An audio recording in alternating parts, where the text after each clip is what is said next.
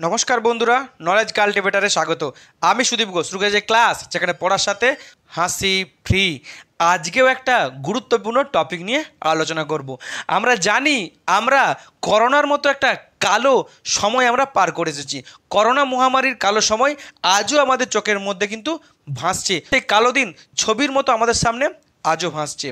কিন্তু আমরা করোনাকে ভুলে যাওয়ার চেষ্টা করলেও করোনা কিন্তু আমাদেরকে পেছন ছাড়ছে না। সে কিন্তু বারবার আমাদের সামনে আসছে। কিছুদিন আগে করোনা ভ্যাকসিনের সাইড এফেক্ট নিয়ে খবর সামনে এসেছিলো, সেই নিয়ে একটা ভিডিও করেছি। সেই ভিডিও আপনারা ভালোবেসেছেন। সেই ভিডিও যদি দেখতে চান অবশ্যই আমার ডেসক্রিপশন বক্সে তার লিঙ্ক দেওয়া আছে, দেখবেন। আজকে আরেকটি করোনা সম্পর্কিত খবর নিয়ে আসছি যে আবার নাকি করোনা আসতে চলেছে, করোনা আবার নাকি বাড়ছে। আর সেই নিয়েই কিন্তু গোটা বিশ্বজুড়ে নতুন করে করোনা আতঙ্ক দেখা দিয়েছে। তো আজকের ভিডিওতে দেখে দিয়ে নেব যে কোথায় করোনা বাড়ছে, করোনার কোন ভ্যারিয়েন্ট নতুন করে সামনে আসছে, যা কম্পিটিটিভ এক্সামের কারেন্ট অ্যাফেয়ার্স ও জিকে টপিকের জন্য ইম্পর্টেন্ট। তার সাথে আমাদের সকলের কিন্তু জানা উচিত, কারণ আমরা দেখেছি করোনা অনেক মানুষের চাকরি খেয়ে নিয়েছে, করোনা অনেক মানুষের জীবন নিয়ে নিয়েছে, এবং করোনা সে কালো অন্ধকার আজও কিন্তু আমাদেরকে ভয় দেখায়। তাই করোনাকে অবহেলা করলে চলবে না, করোনা সম্পর্কে জানতে হবে এবং সতর্ক থাকতে হবে যে কোন করোনা আসছে, কোথায় আসছে। তো আজকের video new Covid wave is coming, অর্থাৎ নতুন করোনা একটা ওয়েভ কিন্তু আসতে চলেছে বলে বিশেষজ্ঞরা ধারণা করছে। কি খবর পাওয়া যাচ্ছে যে কোভিড ওয়েভ ইজ কামিং, নতুন একটা কোভিডের ওয়েভ কিন্তু আসছে, যেটা নিউ একটা কোভিড ভ্যারিয়েন্ট, নতুন একটা কোভিড ভ্যারিয়েন্টের খবর পাওয়া গেছে, যেটা হচ্ছে আমেরিকায় ছড়িয়ে পড়ছে। এবং বলা হচ্ছে এই ভ্যারিয়েন্টটা নাকি অনেক বেশি ডেঞ্জারাস বা বিপজ্জনক, কারণ এই ভ্যারিয়েন্টটা এতটাই ক্ষমতাশালী যে দ্রুত ছড়িয়ে পড়ছে, সব থেকে বেশি এটা দ্রুত হারে ছড়িয়ে পড়ছে। এর ছড়িয়ে পড়ার ক্ষমতা কিন্তু অনেক বেশি। আর সেই নিয়ে কিন্তু এই যে ওয়েভটা মারাত্মক হতে চলেছে বলে বিশেষজ্ঞরা ধারণা করছে। আর সেই নিয়ে কিন্তু আমাদের আজকের ভিডিও। আবার কি সেই করোনার ফিরে আসছে? আবার কি আমাদেরকে গৃহবন্দী হতে হবে? আবার কি আমাদেরকে লকডাউনের মধ্য দিয়ে যেতে হবে? আবার কি আমাদের প্রিয়জনের মৃত্যু হবে? সেই নিয়ে কিন্তু আতঙ্ক তৈরি হয়েছে। এখন করোনা সম্পর্কে জেনে নিই, যা কম্পিটিটিভ এক্সামের জিকেতে বা কারেন্ট অ্যাফেয়ার্সে খুব ইম্পর্টেন্ট। করোনা হচ্ছে কোভিড-19 প্যান্ডেমিক, যেটা করোনা ভাইরাস নামে পরিচিত, যা চীনের উহান প্রদেশে 2019 সালে প্রথম এটি দেখা দেয়। তাই এর নাম হয় কোভিড-19। আর এই করোনা ভাইরাসের আসল নাম হচ্ছে, যা কম্পিটিটিভ এক্সামে খুব ইম্পর্টেন্ট, SARS-CoV-2 ভাইরাস, যা ভারতবর্ষে প্রথম দেখা দিয়েছিল 2020 সালের মার্চ মাসে। আর তারপরে কিন্তু আমরা ভয়ঙ্কর লকডাউনের মধ্যে দিয়ে গেছিলাম, যে লকডাউনের মধ্যে আমরা ঘর থেকে বেরোতে পারিনি, গৃহবন্দী হয়ে পড়েছিলাম। আমাদের বাচ্চারা স্কুলে যেতে পারেনি, তাদের শিক্ষার খুব অবনতি হয়েছে। এমনকি যে সমস্ত মানুষ বাইরে বেড়াতে গেছে তারা ফিরে আসতে পারেনি, যারা পরিযায়ী শ্রমিক কাজের জন্য গেছে, পেটের জন্য গেছে, তারা ফিরে আসতে পারেনি, তাদের আমরা অসহায় মৃত্যু দেখেছিলাম। এমন অনেক মানুষ আছে যারা অন্য রাজ্যে চিকিৎসা করাতে গেছিলো, তারাও কিন্তু বিরাট বড় বিপদে পড়েছিল। সেই লকডাউনের কালো দিন কিন্তু আমরা অতিবাহিত করে এসেছি। আর দ্বিতীয় ওয়েভ এসেছিল 2021 সালে এপ্রিল, জুন মাসে, মে মাসে। মনে রাখতে হবে দ্বিতীয় ওয়েভে কিন্তু ভারতবর্ষের সবথেকে বেশি মানুষের মৃত্যু ঘটেছে। আর সেই ভয়ঙ্কর দিনের কথা কিন্তু আমরা আর ফিরে পেতে চাই না। আর আমরা চাই না যে সেকেন্ড ওয়েভের মতো অত ভয়ঙ্কর দিন আর ফিরে আসুক। আর তারপরে আমাদের দেশে ভ্যাকসিনেশন শুরু হয়, কোভিশিল্ড দেওয়া হয়। অক্সফোর্ড আর অ্যাস্ট্রাজেনেকার যে কোভিশিল্ড, যা আমাদের দেশে তৈরি করেছিল সিরাম ইনস্টিটিউট। যদিও রিসেন্টলি খবর এসছে যে অ্যাস্ট্রাজেনেকা ইংল্যান্ডের কোর্টে স্বীকার করে নিয়েছে যে তাদের ভ্যাকসিনে পার্শ্ব প্রতিক্রিয়া আছে, কিছু কিছু ক্ষেত্রে রক্ত জমাট বেঁধে যাচ্ছে। আর তার ফলে কিন্তু হঠাৎ হার্ট অ্যাটাক বা ব্রেন স্ট্রোকে কিছু মানুষের মৃত্যু ঘটছে। আর সেই নিয়েই করে নতুন উদ্বেগ বা আতঙ্ক তৈরি হয়েছে সারা বিশ্ব জুড়ে। আর একটি ভ্যাকসিন হচ্ছে, এটা হচ্ছে কোভ্যাক্সিন, যা ভারত বায়োটেকের ভারতের তৈরি। এই ভ্যাকসিনগুলো কিন্তু করোনার বিরুদ্ধে যথেষ্ট এফেক্টিভ হয়েছিল, কিন্তু এর সাইড এফেক্ট কিন্তু আমাদের মনে ভীতি সঞ্চার করেছে। কিন্তু বুঝতে হবে প্রথমবারও কিন্তু করোনা এসেছিল সেই মার্চ এপ্রিল মাসে, আবার দ্বিতীয় ওয়েভ এসেছিল এপ্রিল, মে, জুন মাসে। অর্থাৎ প্রতিবারই যখন শীতকাল শেষ হচ্ছে, গরম বাড়ছে, তখন কিন্তু করোনা আবার ফিরে আসছে। এমনকি 2022 আর 2023-এও কিন্তু আমরা দেখেছিলাম ঠিক এই সময়টায় যখন গরম বাড়ছিল তখন কিন্তু করোনা আস্তে আস্তে বাড়ছিল। যেহেতু আমাদের এখন ভ্যাকসিনেশন নিয়ে করা আছে বা আমাদের মেডিকেল সিস্টেম রেডি আছে, তাই হয়তো আমাদের অতটা এফেক্ট করতে পারেনি। এখন এই যে নতুন ইউএসএতে যে করোনার নিউ ভ্যারিয়েন্টটা পাওয়া গেছে, তার নাম হচ্ছে ফ্লাড। ভেরি ভেরি ইম্পর্টেন্ট, খুব মজার নাম। আমরা ফ্লার্ট করি, বান্ধবীদের সাথে করি, সুন্দরী সুন্দরী মহিলার সাথে করি, অনেক সময় সুন্দরী সুন্দরী মহিলারা আবার ছেলেদের সঙ্গে ফ্লার্ট করে। আর সেই একটা ভ্যারিয়েন্ট হচ্ছে এই কোভিডের নতুন ভ্যারিয়েন্ট। বুঝতে হবে, নামটা থেকেই বুঝতে পারছি যে আপনার কাছে আসবে, এবার আপনার ক্ষতি করে চলে যাবে। হয়তো ভাববেন যে আপনার ভালোর জন্য কাছে আসছে, কিন্তু উল্টে ক্ষতি করে চলে যাবে আর কিন্তু দ্রুত ছড়িয়ে পড়বে। এই ফ্লাড হচ্ছে নতুন ভ্যারিয়েন্ট, যেটা হচ্ছে অমিক্রন জেন ভ্যারিয়েন্টেরই একটা অংশ। আর এর সাব ভ্যারিয়েন্ট হচ্ছে KP1 KP2, যেটা বলছে যে এটা মোর ইনফেকশন পাওয়ার, এটা সংক্রমণের কিন্তু শক্তি অনেক বেশি। আর সবথেকে বড় কথা, এটা সবথেকে ভয়ের এই কারণে যে সমস্ত মানুষের ভ্যাকসিনেশন হয়ে গেছে, যাদের আগে একবার কোভিড হয়ে গেছে, তাদের মধ্যেও কিন্তু কিছু কিছু মানুষের মধ্যেও কিন্তু এই ভ্যারিয়েন্টে এফেক্ট হওয়ার ক্ষমতা, এই ভ্যারিয়েন্টের সংক্রমণ হওয়ার খবর কিন্তু সামনে আসছে। আর সেই কারণেই যেহেতু ব্যাপকভাবে বিরাটভাবে ছড়িয়ে পড়ছে আমেরিকায়, তাই আমেরিকা সরকার এই ভ্যারিয়েন্টকে আটকানোর জন্য নতুন করে কিন্তু কোভিড অ্যাডভাইসারি রুলস জারি করেছে এবং প্রত্যেকটি মানুষকে কিন্তু কোভিড প্রোটোকল মেনে চলার তারা আদেশ জারি করেছে। এবং স্কুলে পর্যন্ত ছুটি দিয়ে দিয়েছে, যেহেতু বাচ্চাদেরকে এই রোগের হাত থেকে বাঁচানোর জন্য। এমনকি শুধু আমেরিকা নয়, আমেরিকার পার্শ্ববর্তী দেশগুলিতে এবং যে দেশগুলিতে আমেরিকার সাথে খুব যোগাযোগ ভালো আছে, যাতায়াত ভালো আছে, সে দেশেও কিন্তু এই রোগটা ছড়িয়ে পড়ছে। আর সেই কারণেই কিন্তু আবার নতুন করে পৃথিবীর প্রত্যেকটি দেশকে এই ভ্যারিয়েন্ট সম্পর্কে অবগত জানিয়েছে এবং সতর্ক থাকার একটা নির্দেশিকা জারি করেছে। এখন নতুন এই যে ফ্লাড হচ্ছে ভ্যারিয়েন্ট দেখা দিয়েছে, তার সিমটমস কী আছে? সিমটমস কিন্তু আগের মতনই আছে, সেম জ্বর, ঠান্ডা লাগা, যন্ত্রণা, শ্বাসকষ্ট, আর কি কাশি, আবার গন্ধ আর স্বাদের হচ্ছে টেস্ট না থাকা, এই সেম কিন্তু সিমটমসগুলি আছে। এখন নতুন ভ্যারিয়েন্টের এফেক্টটা কী আছে? বলছে যে মোর স্প্রেডিং পাওয়ার, দ্রুত ছড়িয়ে যাওয়ার ক্ষমতা কিন্তু অনেক বেশি। আর কি ইজিলি স্প্রেড, অর্থাৎ খুব সহজে ছড়িয়ে যাচ্ছে, যে বাড়িতে ঢুকছে সব বাড়ির লোকের কিন্তু এই রোগটা ছড়িয়ে যাচ্ছে। বাড়ি বাড়ি, পাড়ায় পাড়ায়, স্কুলে স্কুলে, বাজারে বাজারে একবার যদি এই রোগটা ঢুকছে, এই ভাইরাস সকলকে আক্রান্ত করে ফেলছে। অর্থাৎ এর স্প্রেড হওয়ার ক্ষমতা অনেক অনেক বেশি, যেটা হচ্ছে সব থেকে চিন্তার বিষয়।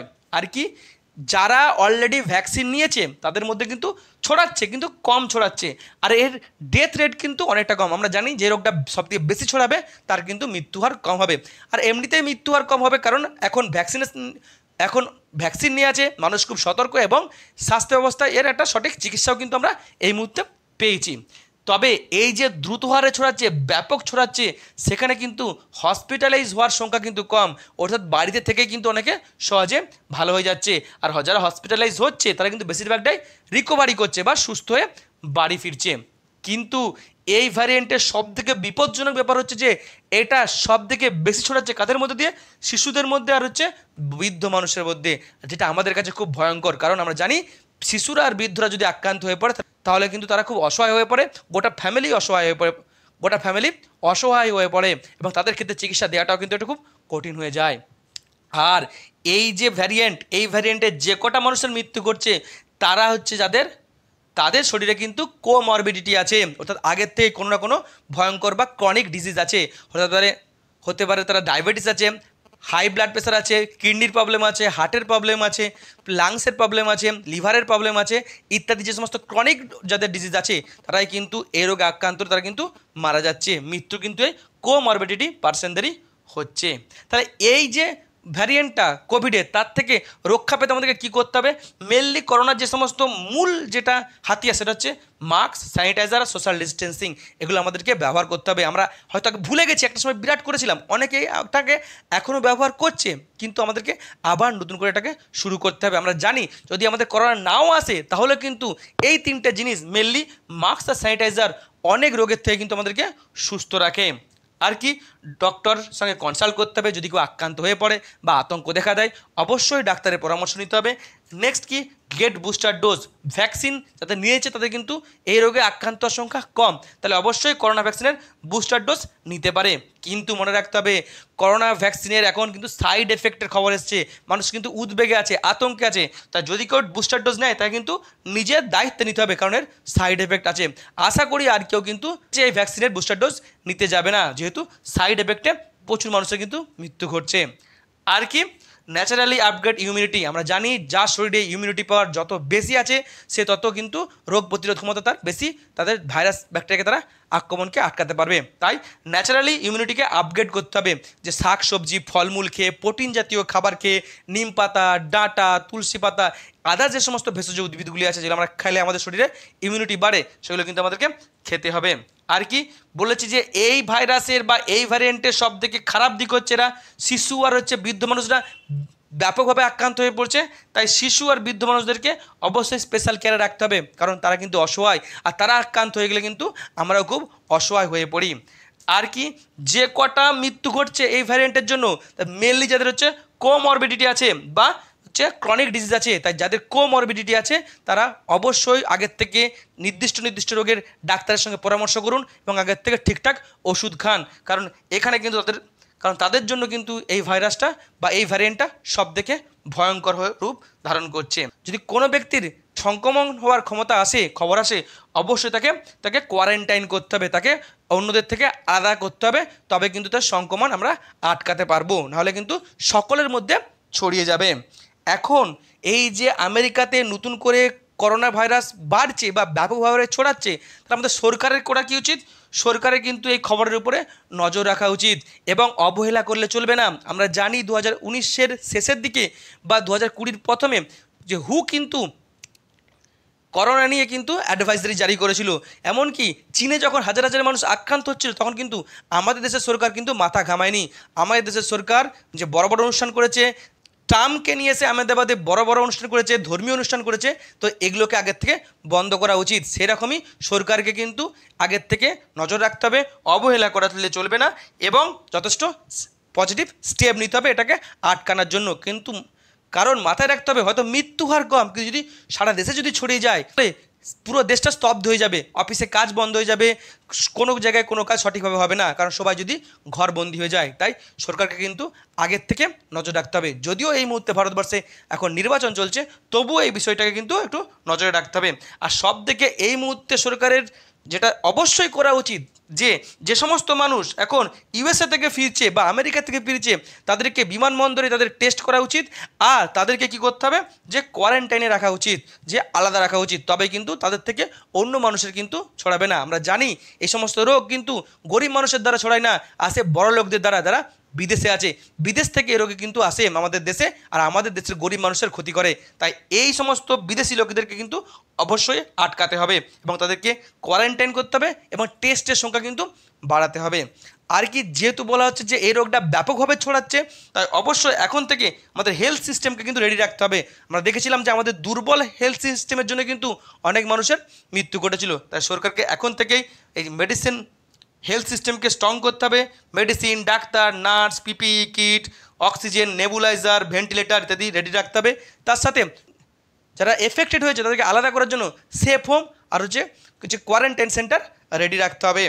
আর কি মেনলি সরকারের এই মুহূর্তে করা উচিত যে ইনফেকশিয়াস ডিজিজ যেগুলো যা সংক্রামক রোগ বা করোনা, এর জন্য কিন্তু আলাদা হসপিটালের বাড়ানো উচিত, যাতে সেই স্পেশালভাবে সেখানে চিকিৎসা দেওয়া যায়, যার ফলে অন্য রোগীদের মধ্যে এই রোগটা না ছড়িয়ে যায়। একই হসপিটালে যদি এই চিকিৎসা হয়, আমরা দেখেছিলাম আগেরবারে যে অন্য রোগীর যারা ভর্তি হয়েছে হসপিটালে, যারা চিকিৎসাধীন, তাদের মধ্যেও কিন্তু এই রোগ ছড়িয়ে যাচ্ছিল। এটা কিন্তু খুব একটা খারাপ দিক। তাই এদের জন্য আলাদা হসপিটাল করা উচিত, রেডি রাখা উচিত। আর তার সাথে এখনই কিন্তু লকডাউন নয়, অনেকে বলছে হয়তো এখনই লকডাউন জারি হবে, এখনই লকডাউন নেই। এখন কিন্তু ভারতে এই রোগ দেখা দেয়নি, এখন আমেরিকাতে আছে, ভারত থেকে অনেক দূর আছে, যদিও পার্শ্ববর্তী দেশে কিন্তু আস্তে ছড়াচ্ছে। তাই এখন থেকেই লকডাউন নেই, এখন থেকেই এটাকে দেখতে হবে সরকারকে। আর যে পরবর্তী ওয়েভটা কতটা ক্ষতিকর হয়েছে তার উপর নজর রাখতে হবে। তবে মানুষকে কিন্তু সরকারের একটা নোটিফিকেশান জারি করা উচিত, মানে মানুষের মধ্যে কিন্তু একটা প্যান্ডেমিক, একটা আতঙ্ক তৈরি হবে, যার কিন্তু নেগেটিভ এফেক্ট দেখতে পাওয়া যেতে পারে। আর যদি দেখা যায় যে সরকার কোনো মতেই কন্ট্রোল করতে পারছে না, তবেই লকডাউন। কারণ আমরা জানি লকডাউন মানে একটা কালো অন্ধকার, তার জন্য বাচ্চার পড়াশোনা বন্ধ হয়ে যেতে পারে, কৃষকরা ক্ষতি হয়, শ্রমিকরা ক্ষতি হয়, পরিযায়ী শ্রমিকরা ক্ষতি হয় এবং সাধারণ মানুষের ব্যাপক ক্ষতি হয়। তাই লকডাউন হওয়ার আগে অনেক ভেবে চিনতে লকডাউন নিতে হবে। কারণ আমরা দেখেছিলাম প্রথম ওয়েবে ভুলভাল লকডাউনের জন্য কিন্তু অনেক মানুষের মৃত্যু ঘটেছিল, অনেক পরিযায়ী শ্রমিকের মৃত্যু ঘটেছিল। তাই এই বিষয়ে অনেক সাবধানতা অবলম্বন করতে হবে। আর কি, এ তো সরকারের ডিউটি। এখন আমাদের কি করা উচিত? আমাদের করা উচিত কি, এখন এটা ভারতে আসেনি, আমেরিকাতে ছড়াচ্ছে, তো অবশ্যই আমাদেরকে নজর রাখতে হবে। কিন্তু কিন্তু আমাদের যেহেতু ভারতে এখন খবর পাওয়া যায়, তাই আতঙ্ক করে কিছু লাভ নেই। কি সরকার কি বলছে সেদিকে নজর রাখতে হবে, তার সাথে হু কি রিপোর্ট দিচ্ছে সেদিকে নজর রাখতে হবে, তার সাথে কি ডাক্তারের সঙ্গে কনসাল্ট করতে হবে।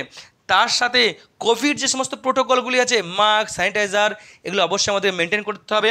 আর প্রিভেনশন করার যে সমস্ত আমি বিষয়গুলি বললাম, অবশ্যই সেগুলিকে কিন্তু ফলো করতে হবে।